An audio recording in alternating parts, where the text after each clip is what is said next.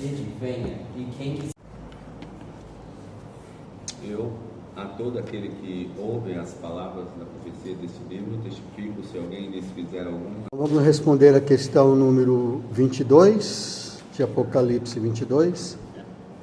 Então, bem-aventurados aqueles que lavam suas vestiduras no sangue do Cordeiro, para que lhes assista o direito à árvore da vida e entrem na cidade pelas portas.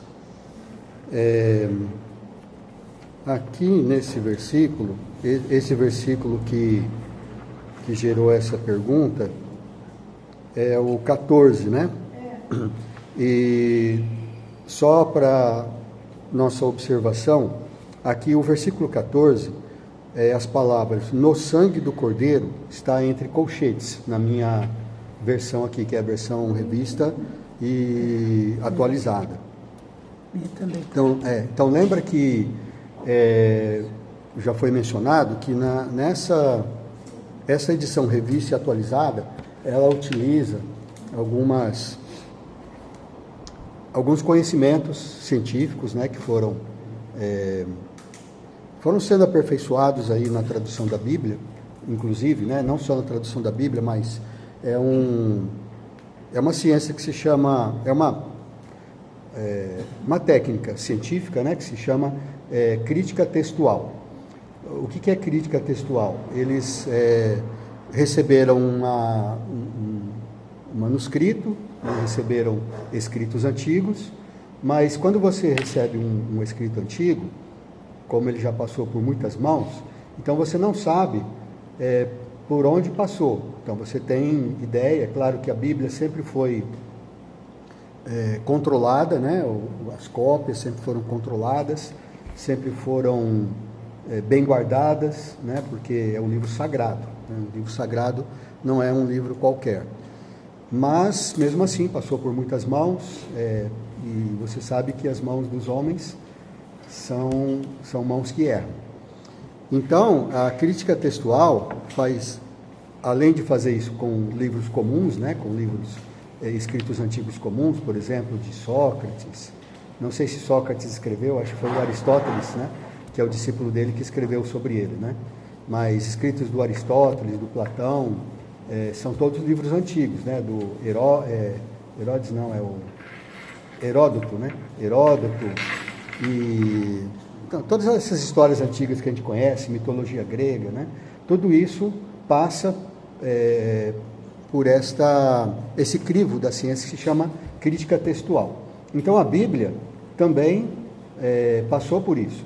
A Bíblia também, e isso no certo sentido, muitas pessoas criticam isso, né, e dizem, não, Deus, inclusive tem um ramo da teologia que só aceita aqueles textos que foram, eles chamam de texto recebido, né, ou receptos, né?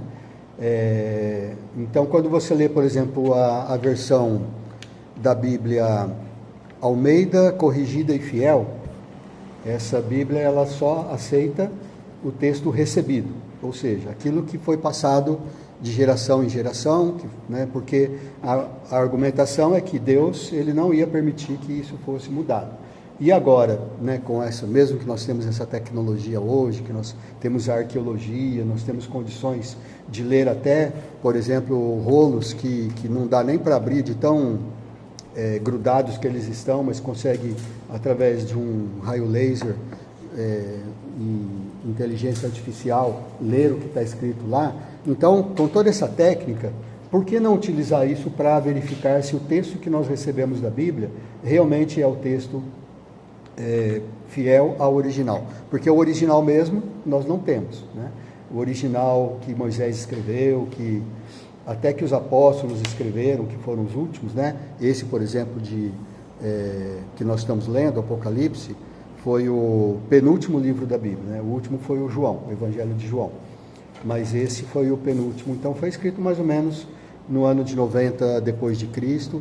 Há controvérsias, né? A gente que fala que foi antes dos anos 70, mas é mais provável que tenha sido 90. Então esses são os mais recentes. Mesmo assim, nós não temos o original, nós temos cópias, certo? Então, que foi passando de mão em mão. Então, por que eu estou falando tudo isso? Porque para a gente entender que quando essa versão revista e atualizada, que nós estamos utilizando, coloca em colchetes, por quê? Porque essa parte do texto, ela não está constando em todos os manuscritos. Então, o que significa isso?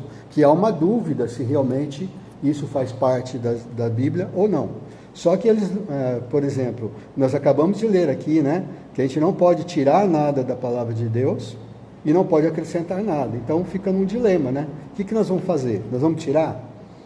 Nós vamos deixar? Né? Se nós tirarmos, nós podemos estar caindo nessa maldição aqui de incluir, de tirar alguma coisa da Bíblia que é da palavra de Deus. Se nós deixarmos, nós podemos também cair na maldição, porque pode ser que não faz parte do texto sagrado. O que nós vamos fazer? Então a solução foi esta, né? Nós vamos deixar, mas só que vamos deixar com essa observação. Então, quando diz assim, bem-aventurados aqueles que lavam as vestiduras para que lhes assista o direito à árvore da vida e entrem na cidade pelas portas. Então aí depende de uma interpretação para você dizer, como que a gente lava as nossas vestiduras? Que vestiduras são essas? O contexto aqui fala que as vestiduras são nossos atos de justiça, que são a roupa de justiça que Deus nos dá para nós nos vestirmos, para que nós possamos entrar na presença dele. E nós sabemos que essa justiça, quem nos dá, é Jesus Cristo. E nós sabemos que nós somos pecadores e com essas roupas que nós temos, né? Não roupas físicas, mas a roupa espiritual que nós temos, elas são sujas. Não poderíamos entrar na presença de Deus. Quem é que lava a nossa roupa? Essa roupa, né, de justiça. É claro que é Jesus, é o sangue de Jesus. Então está errado? Não está errado, né? Se você incluir que lava no sangue do Cordeiro, certo? Mas faz parte da Bíblia? Não sei. Pode ser que sim, pode ser que não. Então é isso que a crítica textual faz, né? Ela analisa, isso significa, esses que está entre colchetes, significa que nos manuscritos mais antigos e nos melhores não consta essa parte, certo? Então, como você vai dar crédito aos manuscritos mais antigos ou aos mais novos? A tendência é você dar aos mais antigos, mas nem sempre isto pode ser uma decisão certa, né? Porque, pela argumentação daqueles que defendem a outra versão, que é a recebida, né? Que é o texto recebido, que inclusive é base da tradução King James, né? No inglês. Então, eles dizem, não, mas Deus não permitiria que alguma coisa fosse tirada. Então, nós devemos crer que Deus preservou esta. Então, vamos deixar esta. Então, se você quer uma versão mais, vamos dizer assim, tradicional, né? Você vai para a Revista e Corrigida, ou então para Almeida Corrigida e Fiel. Ou então, agora tem uma nova versão, uma nova tradução, que é a versão nova versão transformadora, NVT, nova versão transformadora. Também ela usa também a crítica textual, e só que ela tem um diferencial. Ela, além de ela corrigir algumas coisas, né, que evidentemente estava errado, né, por algum erro, lembrando que sempre esses erros são erros mínimos, erros que não de forma nenhuma contradizem a doutrina, né, que nós conhecemos, a doutrina cristã. É só coisas, né, como a gente falou, falou de tal cidade, mas era outra cidade. Falou que estava indo, mas ele estava vindo. Falou que estava entrando, mas estava saindo. Falou que era tantos quilos, mas era tantos gramas. Aliás, eles não usam nem quilos nem gramas, né? Mas, inclusive, a NVT, ela já traduz para a nossa própria, no caso do português, né?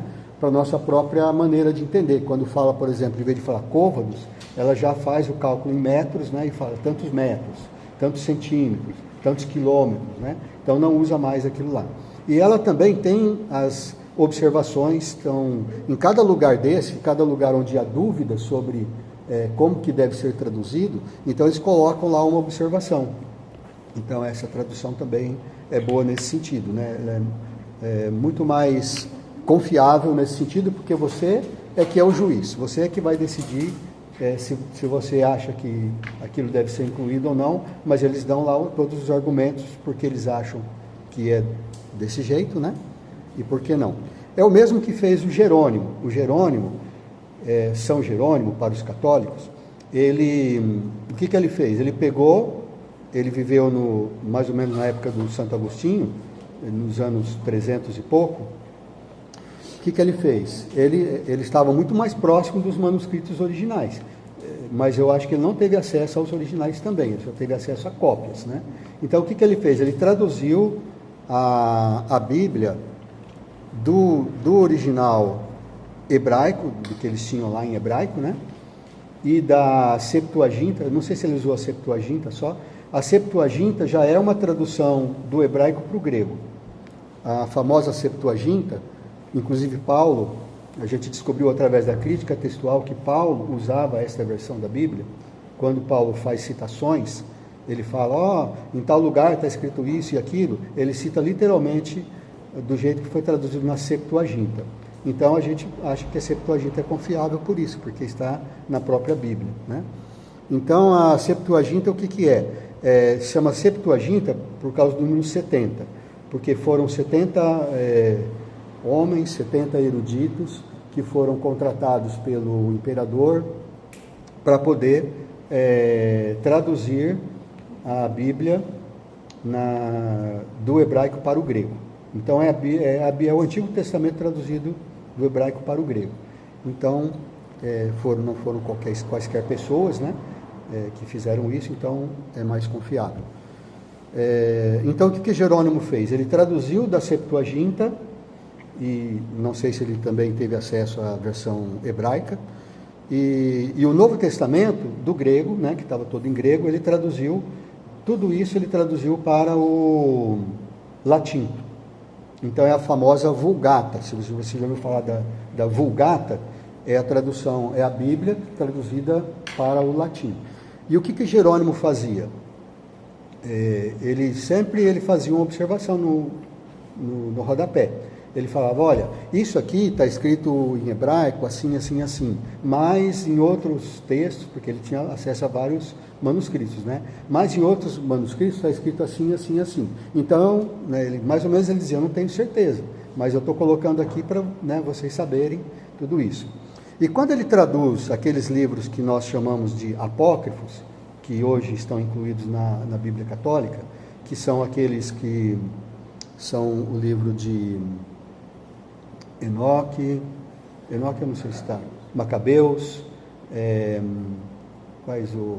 tem alguns acréscimos lá no livro de Daniel, que é Bel e o Dragão, a história do Bel e o Dragão, tem alguns acréscimos no livro de Esther, tem o livro de Judite, o livro de...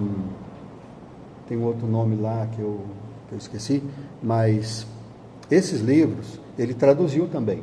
Só que ele fez observação, ele também disse, olha, esses livros não fazem parte do texto, né, dos livros que foram selecionados pelos judeus, né, como parte da Bíblia. Mas eu estou traduzindo porque eles estão aqui, nesses manuscritos que eu tenho acesso. Então ele sempre fez essa observação. Tanto que esses livros não foram incluídos no Concílio de Nicéia, que foi mais ou menos nessa época também, um pouco antes, né? 300 mais ou menos depois de Cristo, que foi decidido quais seriam os livros que iam compor a Bíblia Sagrada, né? Porque a Bíblia Sagrada ela é uma coleção de livros, são 66 livros. E então isso já ficou assim por muitos séculos, né?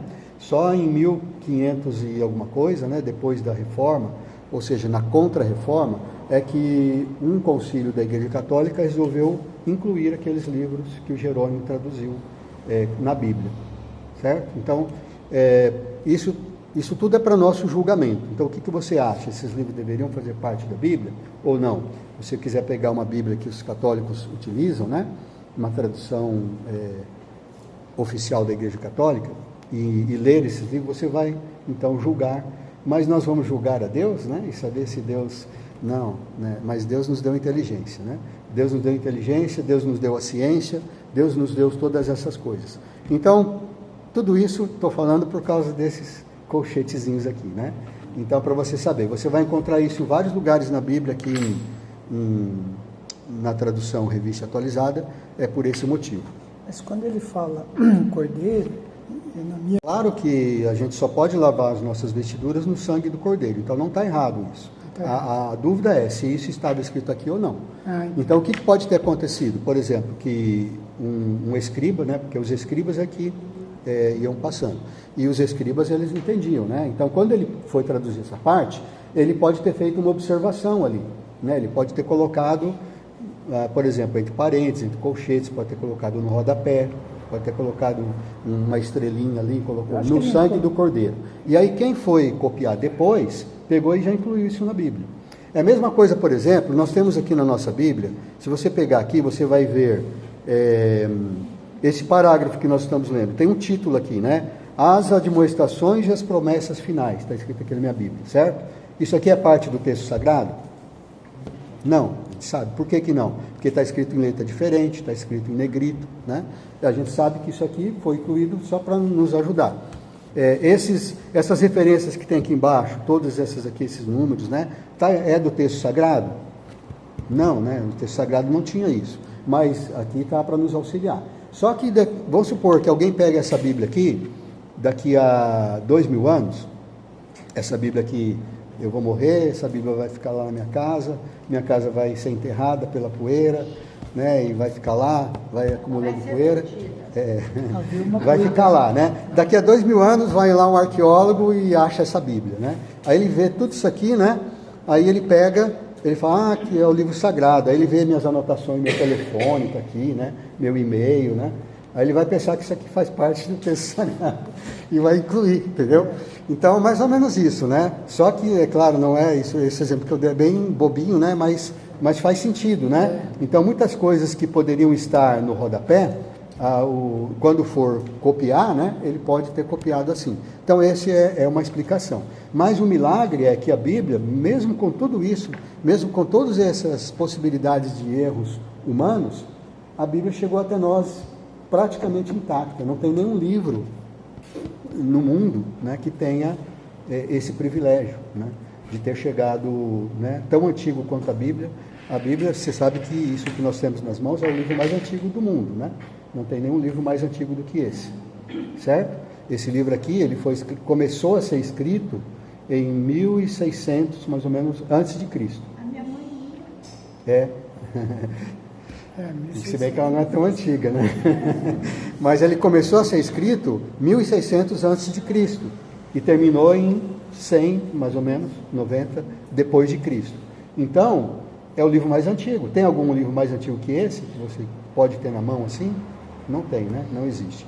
Existe, né? Eles podem achar alguma tabuinha, um pedacinho de cerâmica lá com alguma escritura de compra e venda, de algum contrato, de alguma coisa assim, mas não vão achar um livro tão antigo como esse. E o milagre é que esse livro chegou para nós praticamente intacto.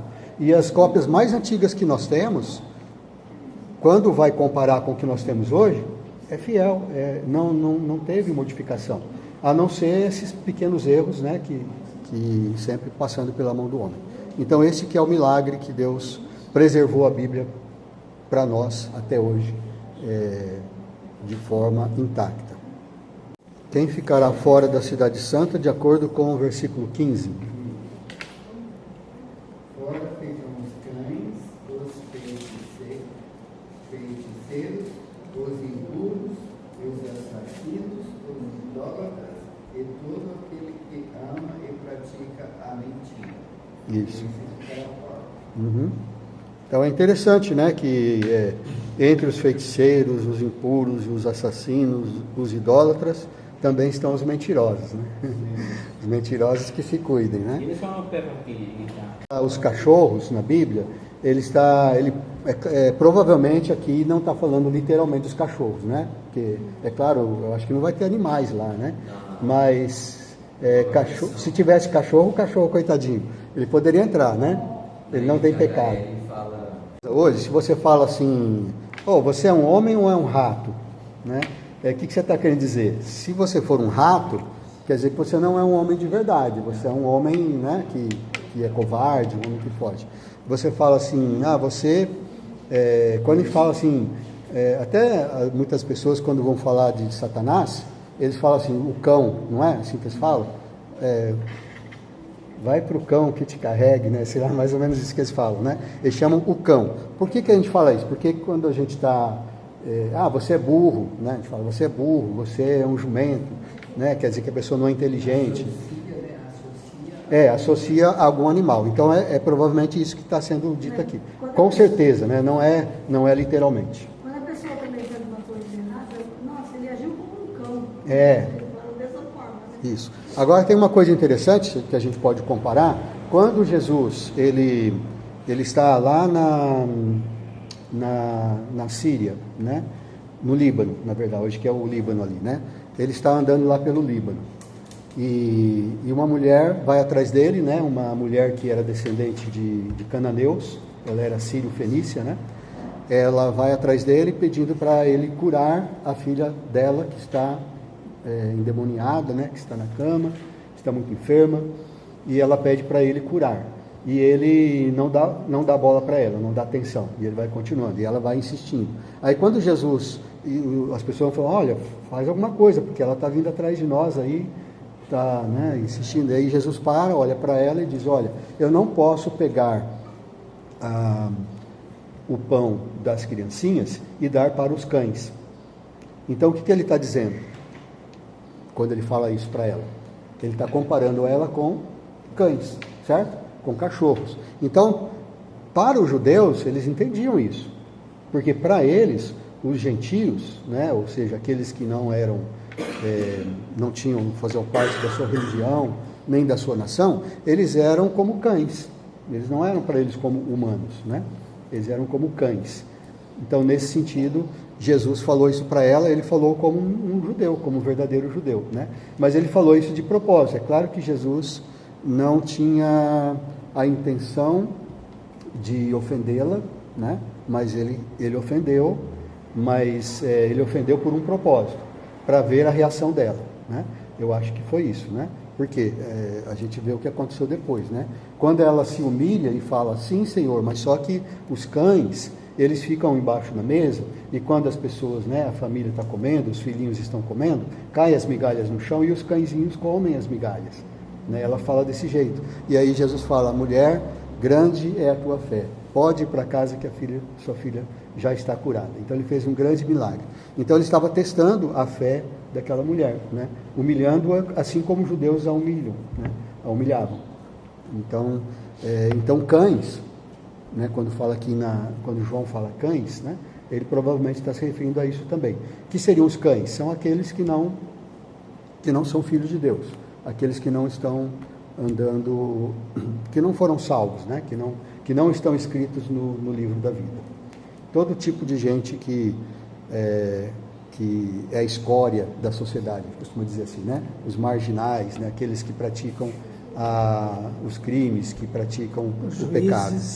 Juízes também. Até juízes, né? Até juízes podem ser cães, né? Vou responder agora a questão 24, para completar a frase. Então, as palavras são Jesus, anjo e igrejas, né?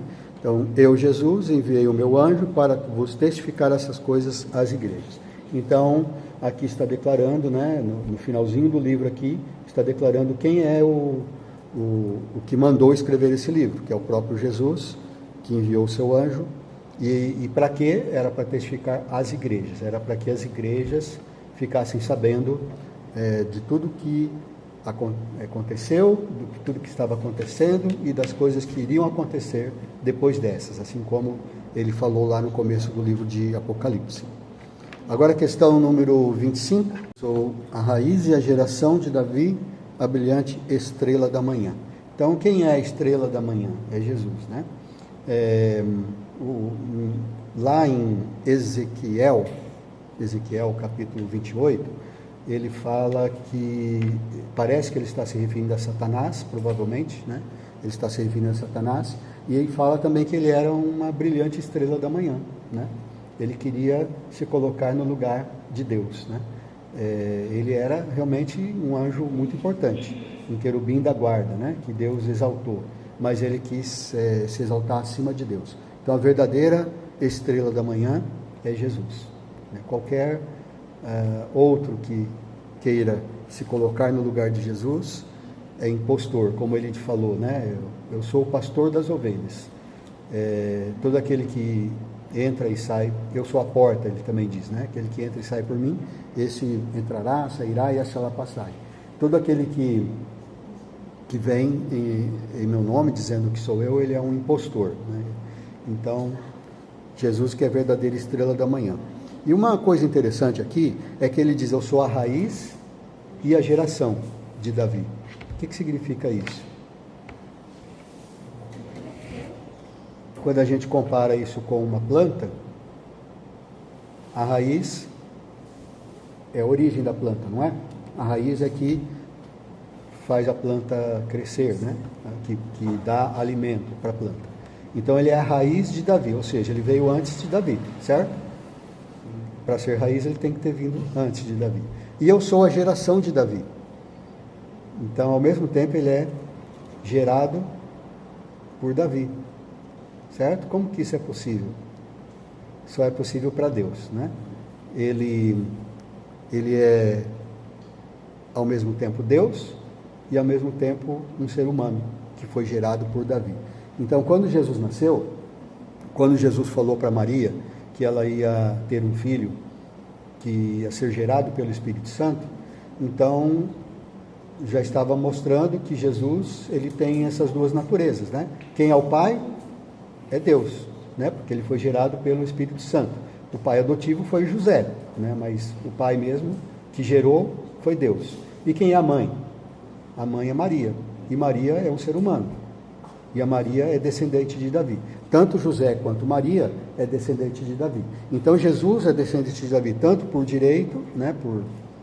Porque o pai dele, pelo menos, mesmo que seja adotivo, né? Era descendente de Davi, o José, né? E também a mãe era descendente de Davi, a Maria. Então, biologicamente, também ele é descendente de Davi. Então, eu sou a raiz e a geração de Davi. Então, isso, para nós, parece inconcebível. Como que Deus pode ser homem? Como que homem pode ser Deus? Né? Mas Jesus é as duas coisas. Jesus é um homem verdadeiro, né? Tinha carne e osso, e ele morreu como qualquer homem morre. Ele foi sepultado como qualquer homem é sepultado, e ele ressuscitou como todos nós um dia vamos ressuscitar. Ele é o primeiro que ressuscitou, no sentido de ressuscitar para a vida eterna, né? Mas aqueles que não creem em Jesus, que não creem nisto, né? Eles vão ressuscitar também, mas só que eles vão ressuscitar para, como diz lá em Daniel, né? Para vergonha e horror eternos, né? Então todos vão ressuscitar. Então Jesus é o primeiro, é a primícia daqueles que ressuscitam para a vida eterna, né? Então ele é a raiz e a geração de Davi. Ao mesmo tempo ele é Deus e ele é homem. Então repetindo aí, né? Venha.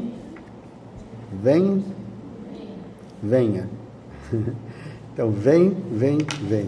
O Espírito e a noiva dizem vem. Aquele que ouve, diga vem. Aquele que tem sede, venha. É interessante, né? É bem enfático isso, né? O Espírito, né? Ou seja, o Espírito Santo, né? Que está na terra, que Jesus enviou, o Consolador. E a noiva, quem é a noiva? A noiva nós sabemos que é a igreja. Então o Espírito e a igreja, né? Ou a noiva, dizem vem. É isso que nós estamos falando, né? Nós cantamos aquele hino, não é? Vem já, alma cansada, vem já, manso e suave Jesus, nos chamando, chama, ó pecador, vem. Então a Bíblia diz isso, né? Que a igreja, ou seja, a noiva, e o Espírito está dizendo, vem, né? Quem pode receber de graça a água da vida? De acordo com o texto, quem quiser. De acordo com o outro. Isso. Aham. Quem pode receber da água da vida? Quem quiser. Né? Quem quiser, venha, né? E receba de graça, né? Da água da vida. É isso que fala, né? Receba de graça? De graça a água da vida. Isso. Então, você quer a água da vida? Então é só ir até Jesus e pedir. Quem quiser, Venha, né? A igreja está chamando. Vem receber de graça a água da vida. Você está com sede da palavra de Deus? Está com sede da água da vida? Vem e receba de graça, né? Não precisa dar o seu dízimo. Não precisa pagar nada, não precisa fazer nada, né? É claro que só precisa vir e pedir, né? E é claro que para você vir e pedir, depende de de alguma coisa que aconteça no seu coração. Tem que ser sincero, né? Não adianta alguém chegar aqui e querer enganar Deus e dizer, eu vou lá, vou receber de graça da água da vida que Deus está dando, e daí eu vou embora e vou fazer o que eu quero da minha vida, né? Não é assim, né? Não é assim que funciona. É claro que Deus vai dar somente para aquele que realmente quer. E aquele que realmente quer é aquele que realmente se arrepende dos seus pecados e ele crê em Jesus para a salvação. Mas é quem quiser, né? Isso apoia a doutrina dos arminianos, né? Isso apoia a doutrina dos arminianos e vai contra a doutrina dos de quem? Dos calvinistas, né? Mas a Bíblia é assim mesmo, né? Aí você não pode fazer doutrina de um só versículo. Você não pode fazer a doutrina de um texto só. Você tem que pegar todo o contexto da Bíblia. Porque Paulo, em algum lugar, ele fala o quê? Paulo, ele fala dos eleitos, ele não fala? Que Deus Nos escolheu. né, ele nos escolheu antes da fundação do mundo, né? Então, se ele escolheu antes da fundação do mundo, e aquele que quer beber da água da vida, mas não foi escolhido antes da fundação do mundo? E aquele que não é eleito, né? Porque Paulo fala da eleição, né? Então, isso apoia a doutrina dos calvinistas e é contra a doutrina dos arminianos. Quem que está certo? Deus está certo, né? Deus está certo. Número 28. Então, se todo aquele que ouve, né, essas palavras, ele está dizendo, você está ouvindo o que eu estou falando? Você está ouvindo essas palavras? Então, eu vou dizer uma coisa para você. Se você acrescentar alguma coisa nisto, né, nesse livro, eu vou acrescentar os flagelos que estão escritos nesse livro. É isso que ele está dizendo. Agora, a questão número 29.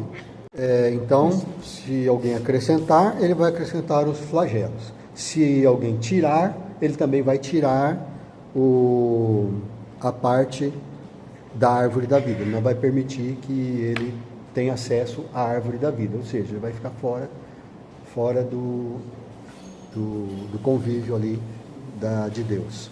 Então, em outras palavras, né, quem adulterar esse livro, né, da Bíblia, seja acrescentando ou seja tirando alguma coisa, ele não tem a salvação, né? Ele não vai ser salvo. Ele vai sofrer os flagelos e ele não vai, talvez, né, não sei, isso é um dos motivos pelos quais as pessoas sempre tiveram muito cuidado com a Bíblia, e é um dos motivos dela ter chegado até nós, né, da forma como chegou, praticamente intacta. Aquele que dá testemunho dessas coisas diz, certamente venho sem demora. Amém. Vem, Senhor Jesus. Esta é a reação de João, né? Quem falou que vem sem demora foi Jesus. E quem escreveu, amém, vem, Senhor Jesus, foi o João, né? João acrescentou ali essas palavras, né? E então, assim que termina o Apocalipse, né? E assim que termina a Bíblia, né? Com esta oração, né? Amém. Vem, Senhor Jesus. Vem, porque nós estamos precisando. Vem porque nós queremos logo estar contigo. Vem porque esse mundo está muito difícil, está muito complicado. E nós precisamos do Senhor, né? E nós queremos viver eternamente com o Senhor. E quando ele diz, venho sem demora, então, a gente já falou sobre isso também, pode estar querendo dizer pelo menos duas coisas, né? Que ele não ia demorar para vir, ou seja, logo depois dele falar essas palavras, ele ia voltar, e muita gente entendeu dessa forma, né? Desde o começo da igreja, que Jesus ia voltar, até teve muitas seitas, né? Que falavam assim, não, Jesus já voltou, né? Isso não foi só agora no século XX, que teve muitas seitas assim no século XX, mas muito antes disso, já no século II, no século III, já existia seitas dizendo, não, Jesus já voltou. Inclusive Paulo, né? Ele escreve sobre isso em 1 Tessalonicenses, ou acho que 2 Tessalonicenses, né? Que alguns já estavam falando lá que Jesus já tinha voltado, né? Então, no tempo de Paulo mesmo, alguns já estavam falando isso. Então, pode estar querendo dizer que ele vem sem demora, mas aí a gente tem que lembrar que, né, para Deus, 1000 anos é como um dia, e um dia é como 1000 anos. Então, esse venho sem demora é sob a perspectiva de Deus. E a outra maneira de entender é eu venho de repente. Eu não vou ficar falando, eu estou chegando. Não, ele vem assim, né? De repente. Sem demora significa isso também, né? Quando a gente fala sem demora, é de repente. Quando fala já... Vem assim. Hã? Certamente vengo em breve. Vem em breve, né? Ou seja, eu venho de maneira breve. Eu venho como um relâmpago. Ele fala isso, né? Como um relâmpago que sai do Oriente e se mostra no Ocidente. Assim vai ser a vinda do Filho do Homem. Ele fala também que é como um ladrão que vem à noite. Ele não dá aviso. Ele vai chegar inesperadamente. Então fica de sobreaviso. Então, sem demora, significa isso também, né? Então, pode ser que demora mais 1000 anos? Pode. Mas ele vem sem demora no sentido também de que, mesmo que demore 1000 anos, para Deus é só um dia, né? E ele vem sem demora no sentido de que ele vem repentinamente.